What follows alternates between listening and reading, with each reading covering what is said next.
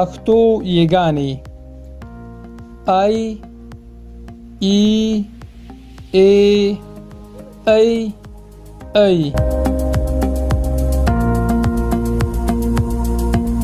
د پښتو په نثر او نظم کې د پښتو یګانو سمه کارونه ډېره اړینه خبره ده.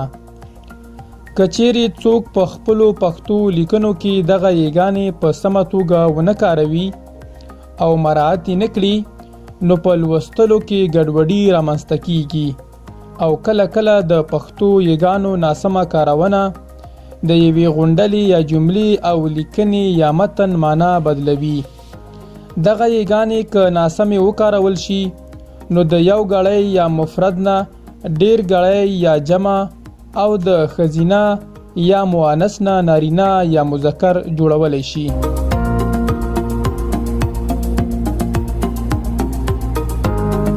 ما ته ډیری ملګري خپلې لیکنې رالیږي چې زه یې ورته سمې او کره کړم.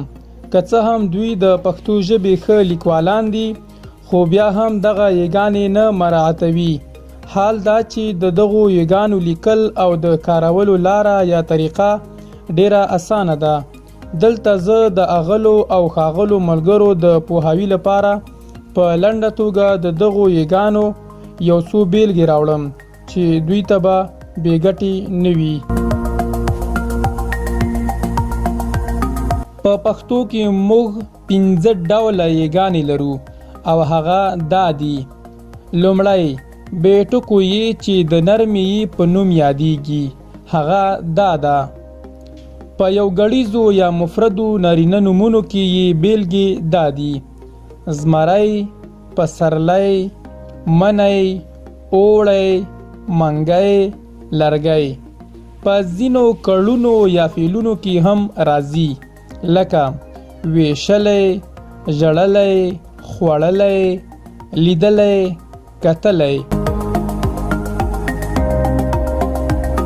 هغه یې چې څنګ پر څنګ ټکي لري او څرګنده یا معروفه یې هم بولي، هغه داسې ده.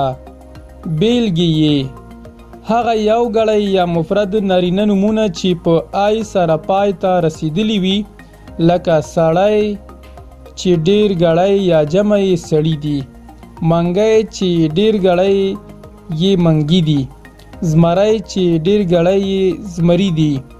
په ځینو یو ګړیزو یا مفردو نومونو کې هم کارول کیږي، لکه نندارچی، توپچی، موچی او نور. ځینې نورې بیلګې دا دي: سیاسي، اقتصادي، فرهنګي، نشراتي او داسې نور. دریم اوږده یې: هغه یې چې لاندې باندې دوی ټکي لري، هغه دا ده. بیلګې یې: هغه یو ګړی یا مفرد ښځینه نومونه چې په زوار پای ته رسیږي او ډیر ګړی یا جمع کیږي. د بیلګې په توګه ښځه، ښځې، وړانګه، وړانګې، ډیوه، ډیوې.